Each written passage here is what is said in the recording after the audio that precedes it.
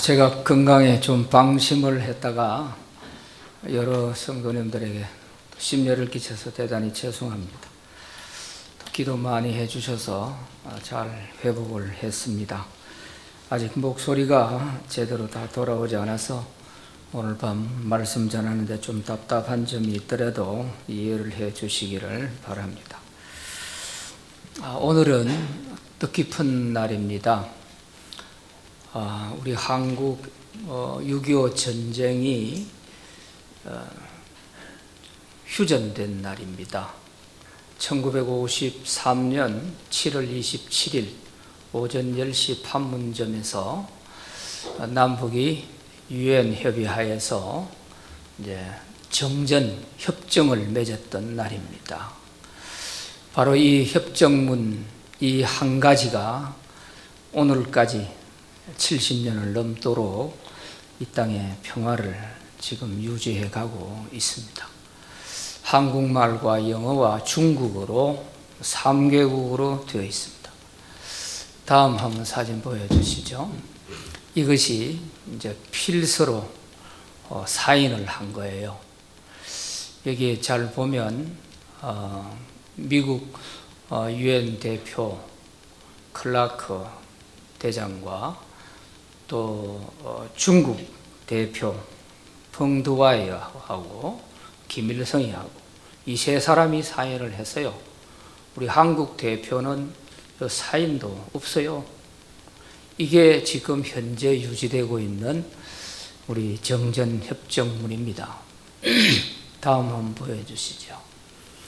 이게 이제 판문점에서 정전협정 서약 조인식을 하는 장면이고요. 다음요. 이것은 이제 클라크 유엔 총장이 유엔 그 대표가 사인하는 그런 장면입니다. 또요. 다음요. 다음 없어요? 요거는 이제 김일성이가 사인하는 그런 내용입니다. 참 신기한 것은 이 대한민국은 역사나 그 어떤 무엇으로도 해석이 되지 않는 나라가 이 대한민국이라고 생각이 됩니다.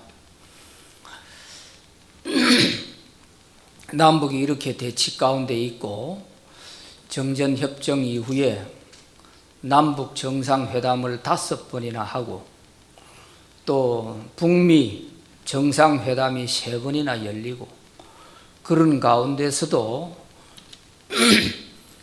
통일의 물꼬가 쉽게 트이지 않습니다.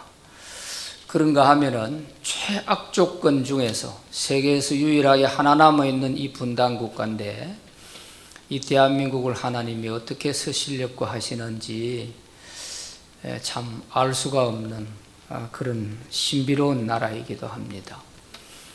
이런 악조건 중에서도 대한민국이 지금 세계 10위권에 들어서는 선진국의 대열에 들어섰고 군사 강국의 서열을 보면 세계 6위의 군사 강국입니다.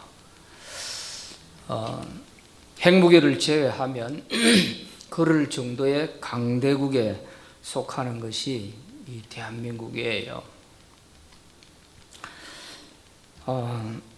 또 더군다나 이번에 이 세계의 모든 기류들이 이 대한민국 쪽으로 하나님이 많이 밀어주고 계시는 것 같아요. 우크라이나 전쟁으로 인해 가지고 이 대한민국의 위상이 지금 유럽을 비롯해서 이 동남아에 완전히 그냥 최고조를 지금 달리고 있습니다.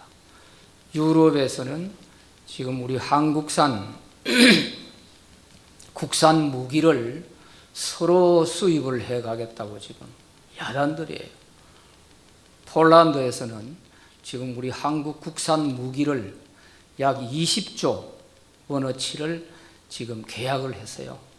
앞으로 또 항공기를 비롯해서 우리 한국 국산 무기 체계를 자기들이 그대로 다 이어가겠다 이렇게 하면서 약 한 50조까지도 내다보는 그런 상황에 있고요.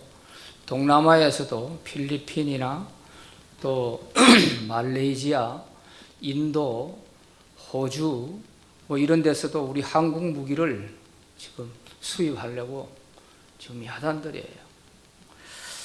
참 놀라운 일이죠.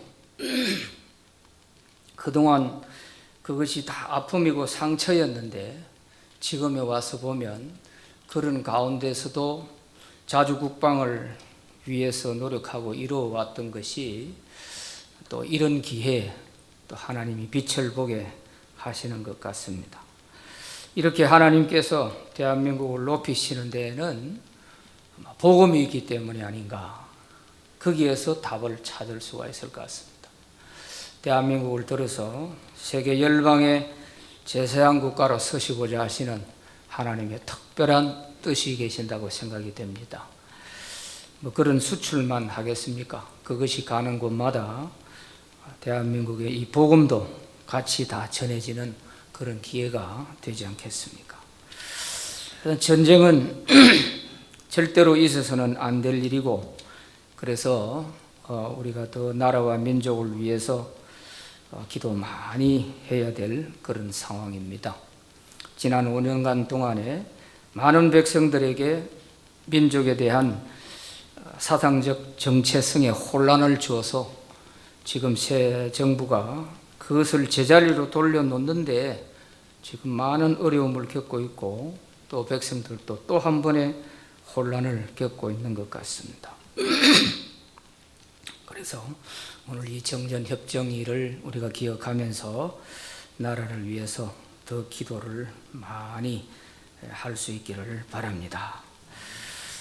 오늘 이 말씀을 먼저 서두에 드리는 것은 오늘 본문 내용에도 보면 이 전쟁이라고 하는 것이 얼마나 비참한 것인가 하는 것을 알 수 있기 때문이죠.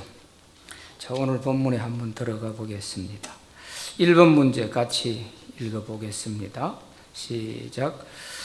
예수님 당시 유대인들이 사마리아인과 상종하지 않은 이유는 무엇인가? 오늘 4장의 이 본문의 말씀은 우리가 너무 잘 아는 내용이죠. 예수님께서 사마리아로 지나가시다가 수가성 우물가에서 한 여인을 만나서 그 여인에게 복음을 전했다고 하는 내용이지 않습니까? 간단한 그 내용만 가지고 우리가 깊이 있게 알 수 없었던 내용들을 오늘 이 강해를 통해서 좀 더 깊이 이해할 수 있는 기회가 되면 좋겠습니다. 예수님 당시에 유대인들은 사마리아인과는 상종을 하지 않았습니다. 유대 지도를 보면 유대는 남쪽에 위치해 있고, 또 지금 예수님께서 갈릴리로 가신다고 그랬잖아요. 3절에 보면은 갈릴리로 가시려고 하면 갈릴리와 남쪽 유대 그 사이에 사마리아가 있어요. 그러니까 유대인들이 남쪽 유대에서 북쪽 갈릴리로 가려고 하면 반드시 이 사마리아로 통과를 해서 가야 되는데, 사마리아에 이 사마리아인들과 상종을 하지 않기 때문에 유대인들은 일부러 돌아서 요단강 동편으로 돌아서 이렇게 갈릴리로 갔어요. 그만큼 유대인들이 이 사마리아 사람들을 멸시하고 천대했던 것입니다. 왜 그랬을까? 예수님 당시까지 말이죠. 왜 그랬을까? 역사적인 배경을 좀 알아야 이해가 됩니다. 솔로몬 이후에 이스라엘 나라가 남북으로 나누어지지 않습니까? 그래서 북쪽 이스라엘은 10지파가 올라가서 북쪽 이스라엘 나라를 만들고 219년 만에 북쪽 이스라엘 나라가 아수르에 의해서 망하게 됩니다. 그때가 BC 722년이에요. 이때 아수르에 의해서 망하게 돼요. 남쪽은 BC 586년에 바벨론에 의해서 망하게 됩니다. 북쪽이 망하고 136년 후에 남쪽 유다도 망하게 되는 것입니다. 이렇게 BC 722년에 아수르에 의해서 북쪽 이스라엘이 망할 때에 그 북쪽의 사마리아라고 하는 이 지역은 북쪽 수도입니다. 수도. 북쪽 이스라엘의 수도가 사마리아예요. 그런데 이 지역은 여호수아 때 어느 지파가 분배를 받은 것이냐 하면 에브라임 지파와 므낫세 지파가 이 사마리아 지역을 땅을 분배받아서 살았던 곳이에요. 이러던 이 북쪽 수도 사마리아가 아수르에 의해서 망해버린 거예요. 그런데 이 아수르가 얼마나 악질적인 사람들이냐 하면 그냥 나라만 점령한 것이 아니고 나라를 점령하고 나서 민족 말살 정책을 씁니다. 그래서 그 사마리아에 살던 모든 남자들은 전부 다 포로로 군인으로 끌고 가서 서고 아수르에 있던 남자들을 군인들을 전부 끌고 와가지고 사마리아에 살게 하는 겁니다. 이렇게 해서 피를 섞어버리는 거예요. 이러다 보니까 민족 말살 정책을 쓰는 까닭에 사마리아는 유대인이라고 할 수가 없는 거예요. 혼혈 족속들이 태어나게 되고 죽지 않기 위해서 살아남다 보니까 역사가 그렇게 만들어 놓은 것이죠. 자, 이렇게 해서 136년 동안 지나오는 동안에 남쪽은 아직 망하기 전이란 말이에요. 히스기야 임금이 다스리고 있을 때 북쪽이 망하고 다 폐허가 되어 있을 때 사마리아 쪽은 히스기야 임금이 돌보지도 않았어요. 그냥 내버려 둬버렸어요. 이렇게 팽개쳐져 있던 이 사마리아가 750년 동안 방치되어 있는 거예요. 예수님 당시 때까지 말이죠. 그 남쪽도 586년에 바벨론에 의해서 망했잖아요. 70년 포로 마치고 다시 돌아왔어요. 남쪽 유대 나라는 자기 민족의 혈통을 지킬 수는 있었어요. 70년 동안 포로 생활을 해서도 혈통을 지키고 다시 고국으로 돌아왔는데 돌아와서 보니까 이 사마리아 사람들은 유대인이라고 할 수가 없는 거예요. 완전히 이방인인 거예요. 종교도 완전히 아수르 사람들이 믿던 그런 종교를 믿고 있고 또 사람들 인종들도 전부 혼혈 족속들이고 이러니까 도무지 유대인이라고 간주해 줄 수가 없었던 거죠. 그래서 이때부터 539년 주전 539년 유대인들이 포로에서 돌아와 가지고 그때부터 시작해 가지고 사마리아 사람들에 대해서 멸시하기 시작한 것이 예수님 당시까지 570년간 상종을 하지 않은 것입니다. 그러니까 역사의 뿌리가 깊은 것입니다. 자, 이런 상황이 되다 보니까 예수님 당시에도 유대인들이 사마리아 사람들하고는 상종을 하자. 사마리아 사람이 온다 그러면 유대인들은 돌았어요. 쳐다보지도 않으려고. 그럴 정도로 멸시를 하고 영혼도 없다고 생각하고 짐승처럼 대했던 것이 바로 사마리아 사람들이었습니다. 자, 그 역사적 배경을 우리가 좀 이해를 하고 2번 문제를 보겠습니다. 2번 문제 읽어봅니다. 시작. 예수께서 유대인으로서 사마리아를 굳이 통과하시려고 한 이유는 무엇인가? 이렇게 전쟁이 남긴 그 흔적은 750년이라고 하는 세월이 지내도 이렇게 큰 상처로 남아있지 않습니까? 자자손손이 이렇게 후유증을 남기지 않습니까? 전쟁이 얼마나 무서운가 하는 것을 알 수 있죠. 그런데 예수께서 유대인으로서 사마리아를 굳이 가겠다고 하시는 겁니다. 4절 말씀에 보면 사마리아를 통과하여야 하겠는지라 그랬어요.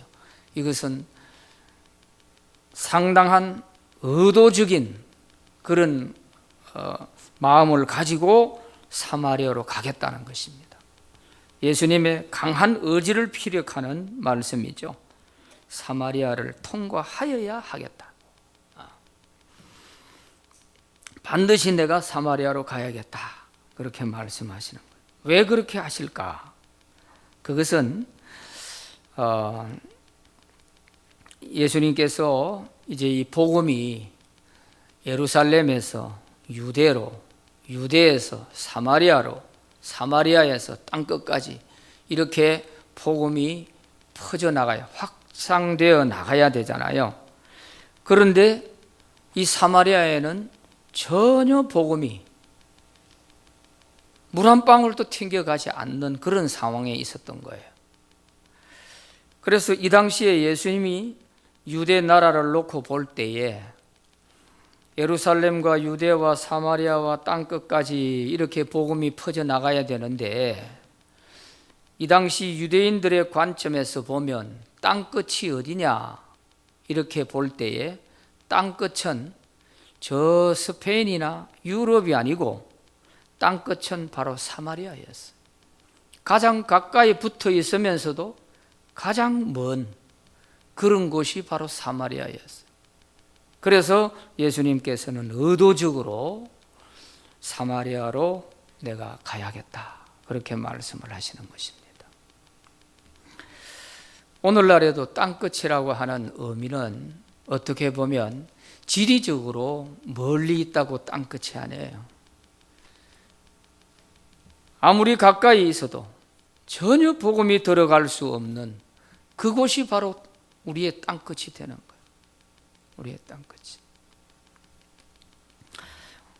우리나라의 현상을 놓고 본다면 우리 대한민국에서 복음의 땅끝은 저 북한이 될 수 있을 것입니다.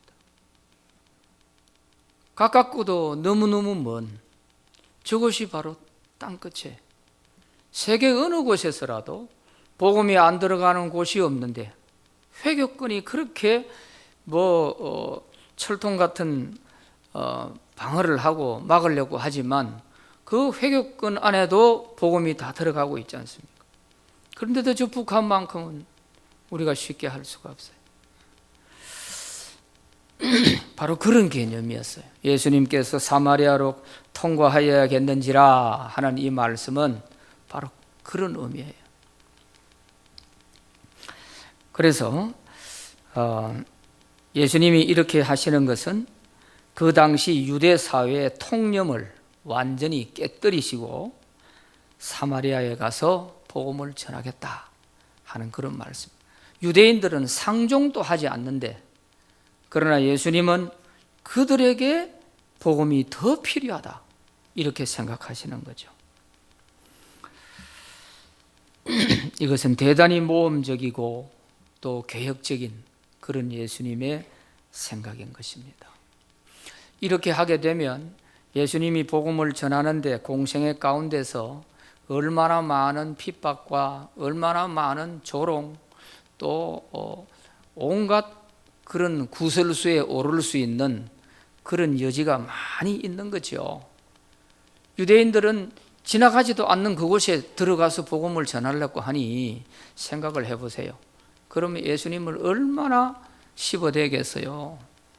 그러지 않아도 예수님을 죽이려고 온갖 그냥 조금이라도 그냥 흠만 보이면 물고 늘어지려고 하는 그런 상황인데, 예수님이 사마리아에 가서 복음을 전하겠다 이렇게 생각하시는 것은 이거는 엄청난 희생을 각오하고 가시려고 하는 것입니다.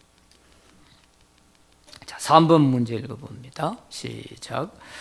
사마리아 수가성 야곱의 우물 곁에 앉아 계신 예수님께서 무엇을 느끼는가?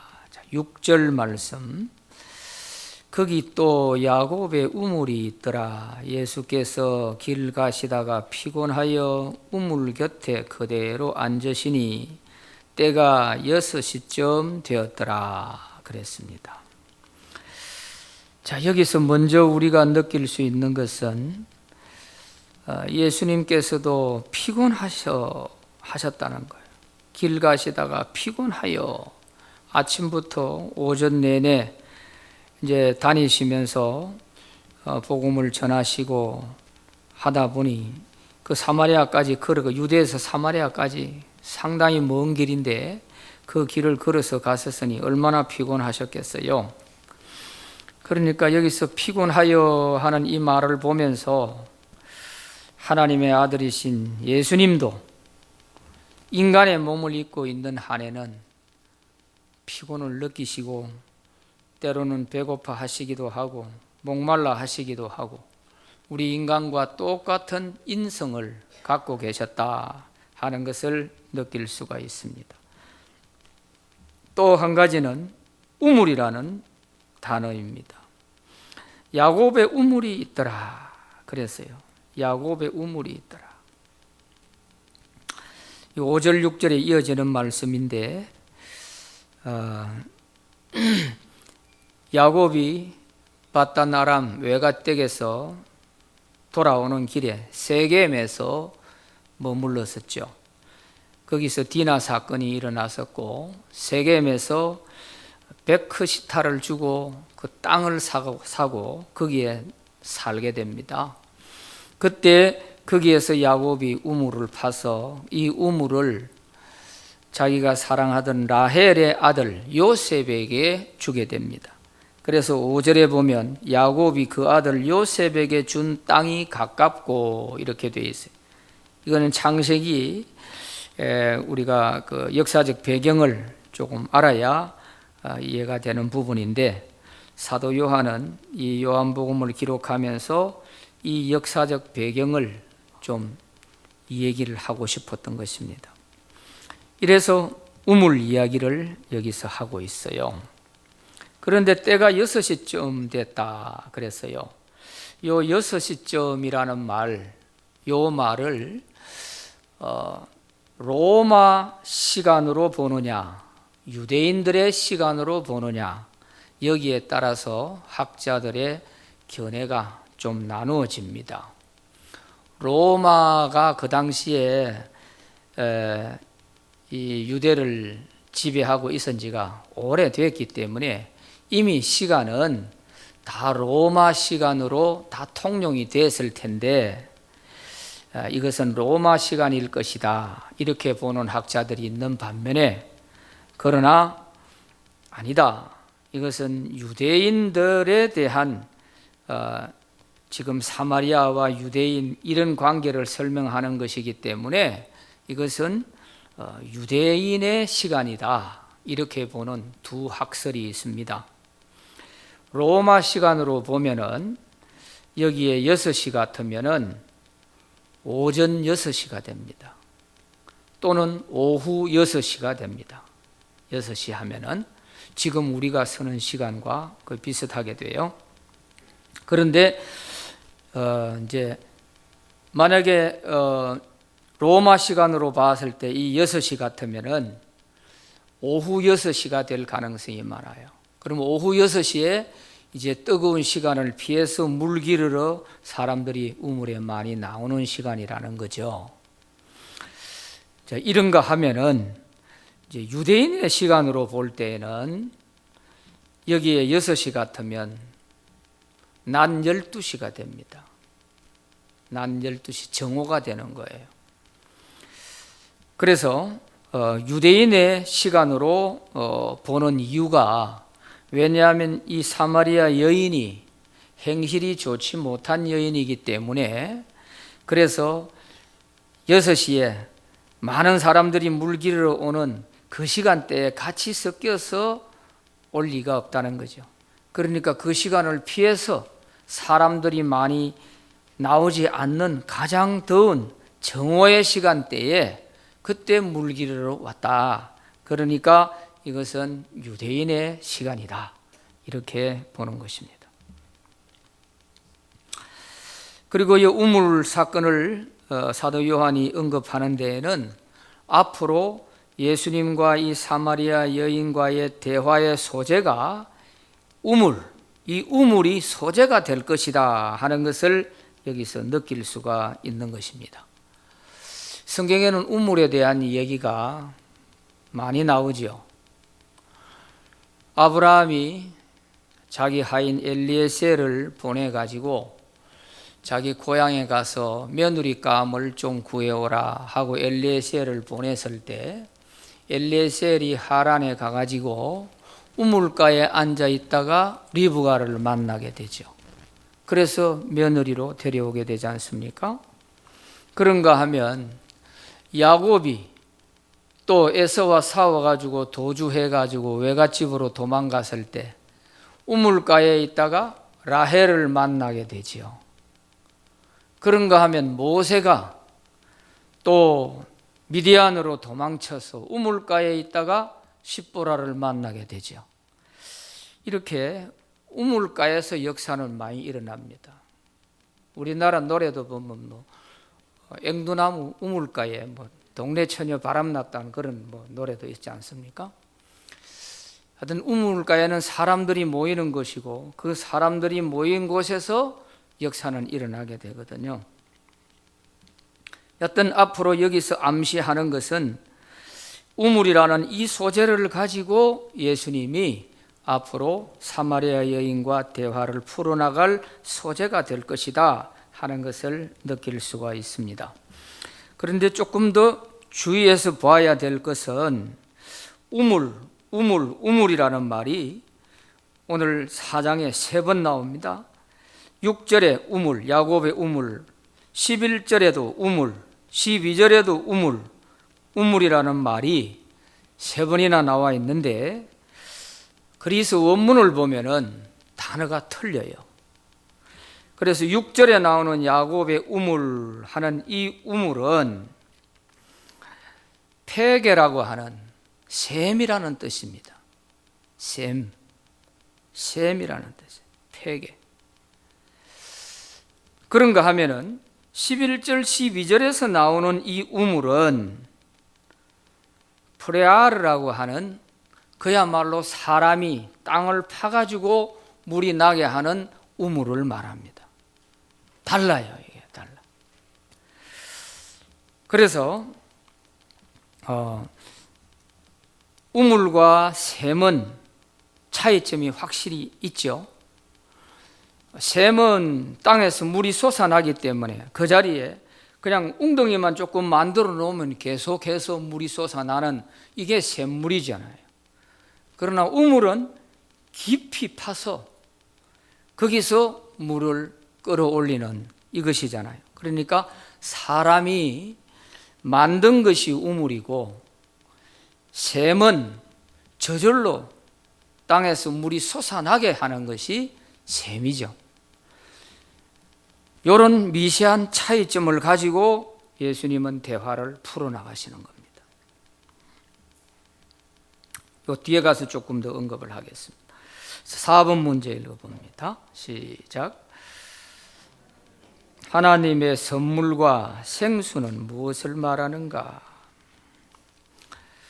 10절 말씀에 보면 이제 사마리아 여인을 만났습니다.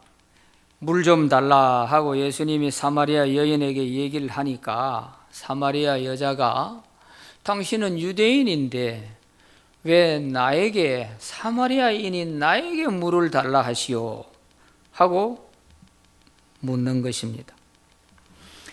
그러자 예수님께서 하시는 말씀이 10절에 예수께서 대답하여 이르시되 네가 만일 하나님의 선물과 또 내게 물 좀 달라 하는 이가 누구인 줄 알았더라면 네가 그에게 구하였을 것이요 그가 생수를 내게 주었으리라 그렇게 말씀하십니다. 여기에 보면 하나님의 선물과 그가 생수를 너에게 주었으리라 하나님의 선물과 생수 이것이 무엇을 의미하는 것이냐 하는 거예요. 사마리아 여인에게 예수님이 네가 하나님의 선물이 무엇인지를 알았더라면 내가 너에게 생수를 주었을 것이다. 그 말이거든요. 그러면 여기서 하나님의 선물, 생수, 이건 뭘 말할까? 하나님의 선물이 뭐냐? 로마서 6장 23절을 한번 봅시다. 시작. 죄의 삭은 사망이요 하나님의 은사는 그리스도 예수 우리 주 안에 있는 영생이니라. 여기에 은사는, 하나님의 은사는 하는 말이 선물은 그런 뜻입니다. 하나님의 선물은 그리스도 예수 우리 주 안에 있는 영생이니라. 여기서 하나님의 선물은 영생을 말합니다. 예수 그리스도를 통하여 주시는 영생을 말하는 거예요. 그런데 생수는 또 뭐냐? 생수는 이 영생에 대한 상징적인 보조 개념으로 하신 말씀입니다. 같은 뜻인데 영생을 다른 말로 생수로 표현을 하는 거예요. 그래서 이 영생은 성령으로 거듭난 자만이 소유할 수 있는 것이 영생입니다. 그래서 예수님께서도 성령을 생수라고 하신 거예요. 성령을 생수라고. 요한복음 7장 38절 39절 같이 한번 읽어봅니다. 요한복음 7장 38절 39절 시작. 나를 믿는 자는 성경의 이름과 같이 그 배에서 생수의 강이 흘러나오리라 하시니 이는 그를 믿는 자들이 받을 성령을 가리켜 말씀하신 것이라. 예수께서 아직 영광을 받지 않으셨으므로 성령이 아직 그들에게 계시지 아니하시더라 그랬어요. 믿는 자가 받을 성령을 가리켜서 여기서 생수라고 표현을 했어요. 그러니까 하나님의 선물은 영생이고 영생을 상징적인 보조 개념으로 생수로 이렇게 표현을 한 것입니다. 그래서 이 두 개를 같이 묶으면 하나님의 선물, 이 영생은 곧 성령을 통해서 주시는 영원한 생명, 그것을 말하는 것입니다. 자, 이렇게 예수님은 사마리아 여인에게 내가 누군지를 만약에 알았더라면 이 영생을 네가 얻게 됐을 것이다. 내가 너에게 영생을 주었을 것이다. 그 말씀이에요. 그런데 이 사마리아 여인은 예수님을 아직 그리스도로 알아보지 못하고 있는 거죠. 자, 5번 문제 시작. 예수님은 사마리아 여인에게 내가 영원히 목마르지 않는 샘물을 주겠다고 하셨다. 그러자 여인의 반응은 어떠하였는가? 이제 영원히 목마르지 않는 생수를 너에게 주겠다. 이제 이렇게 말을 하니까 이 사마리아 여인이 궁금한 거예요. 우리는 조상 대대로 이 우물에서 물기로 먹고 살고 이래 했는데 당신은 야곱보다도 더 큰 사람입니까? 이제 이렇게 하는 거예요. 그리고 이 여인의 머리에서 생각할 수 있는 것은 야곱까지밖에 생각을 못하는 거죠. 그래서 예수님께서 이 물을 마시는 자는 다시 목마르겠지만은 내가 주는 물을 마시는 사람은 영원히 목마르지 않는다. 그 속에서 솟아나는 샘물같이 될 것이다. 이렇게 얘기를 하니까 이 사마리아 여인이 구미가 당기는 겁니다. 그런 물이 있다면 얼마나 좋을까? 그러면서 15절에서 여자가 이렇게 말합니다. 만약 그런 물이 있다면 나에게 한번 좀 주어보시오. 그러면 내가 목마르지도 않을 뿐만 아니라 내가 이 힘들게 이 시간에 여기에 물기르러도 오지 않도록 그런 물이 있으면 내한테 한번 주어봐요 하고 얘기를 하는 겁니다. 이제 관심이 돌아선 거죠. 이런 물이 있다고 하니까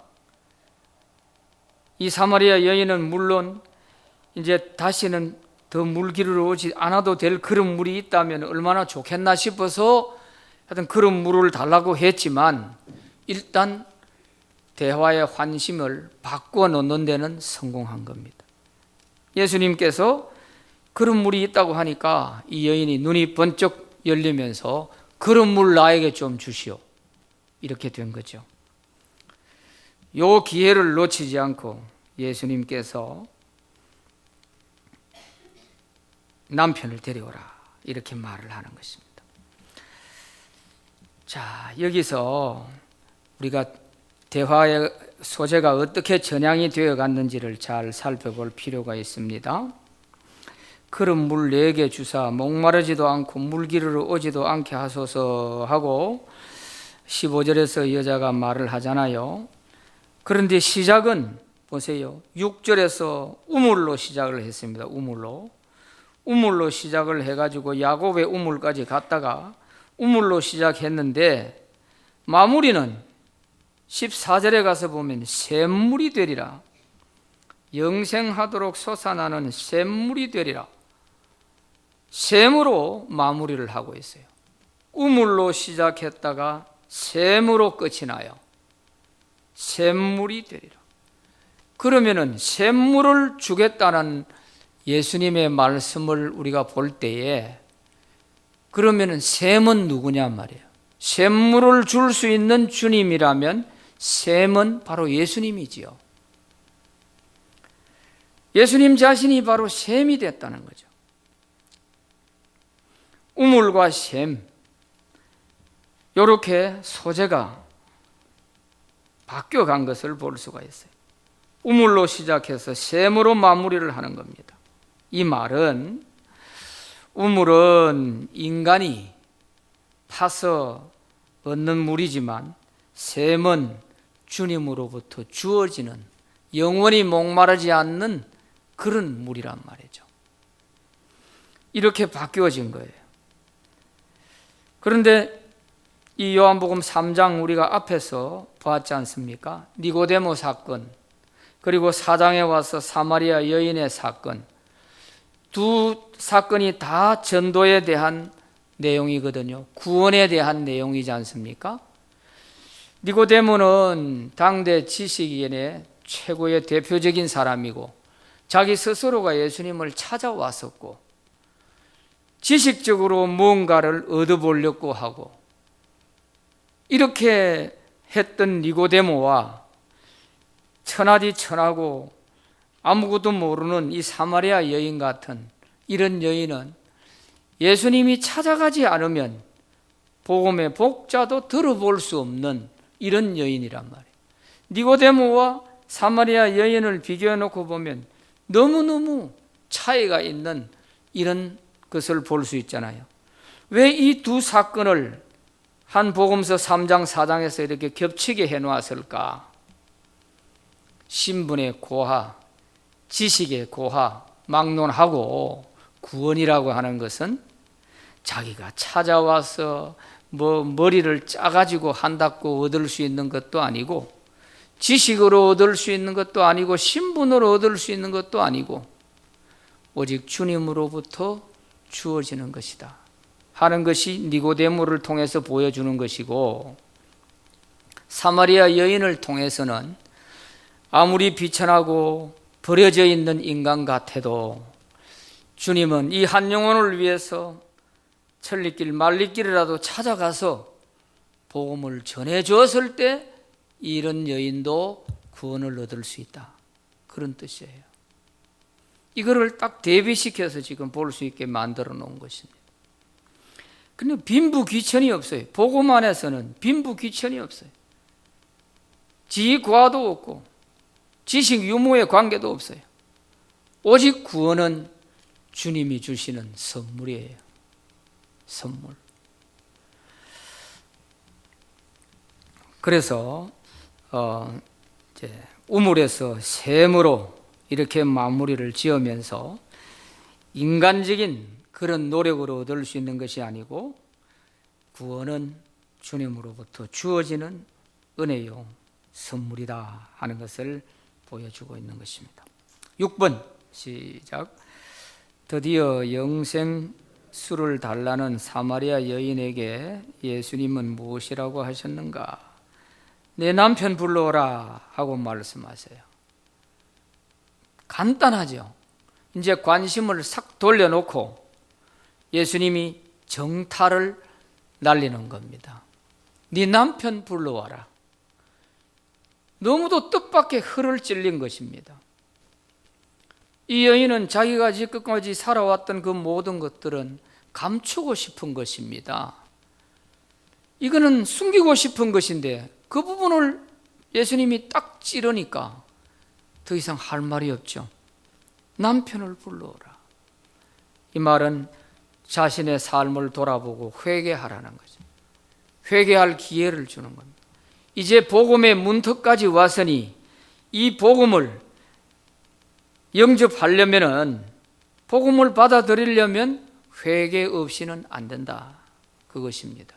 그래서 남편 불러오라 이 말입니다. 회개하라는 것이에요. 그러니까 이 여인이 자세가 바뀌면서 나는 남편이 없습니다. 6번째 살고 있지만 이 사람도 내 남편이 아닙니다. 사실 있는 그대로를 술술 다 풀어버리고 자복하는 것이죠. 그러니까 예수님께서 칭찬해 주십니다. 맞다, 네 말이 맞다. 지금 네가 살고 있는 사람도 네 남편이 아닌 게 맞다. 이렇게 하니까 여자가 예수님을 보고 당신은 선지자입니다. 이제는 예수님을 조금 알아보시는 거예요. 선지자입니다. 선지자라는 말이 나오면서 대화의 소재는 뭐로 넘어가느냐? 예배로 넘어갑니다. 예배라는 단어로 소재가 넘어가게 돼요. 우물에서 시작해서 샘으로 갔다가 샘에서 이제 영생으로 관심을 돌려가지고 회개하게 만들어서 이제는 회개했으면 주님을 영접해야 되니까 그 주님을 영접하는 데에서는 어디서 예배를 드릴 것이냐? 예배라는 단어가 당연히 나오게 되지요. 그래서 자기가 알고 있는 내용을 얘기합니다. 유대인들은 예루살렘에서, 사마리아인들은 그리심산에서 예배한다고 하는데 하면서 자기 나름대로 알고 있는 얘기들을 하고 있을 때 예수님은 거기서도 아니고 여기서도 아니다. 영과 진리로 예배하는 자를 하나님이 찾으신다. 영과 진리로 예배해라 하는 말씀을 알려주게 되죠. 자, 7번 문제 읽어봅니다. 시작. 예수님은 마음이 열린 사마리아 여인에게 영과 진리로 예배할 것을 가르쳐 주시며 자신이 곧 그리스도이심을 알려주셨다. 영과 진리의 예배란 무엇인가 그랬어요. 영과 진리로 예배할 때가 오나니 곧 이때라. 아버지께서는 자기에게 이렇게 예배하는 자들을 찾으시느니라. 하나님은 영이시니 예배하는 자가 영과 진리로 예배할지니라. 23절 24절 이 문맥상으로 보면 영과 진리로 예배하라. 영과 진리로 예배할 때가 온다.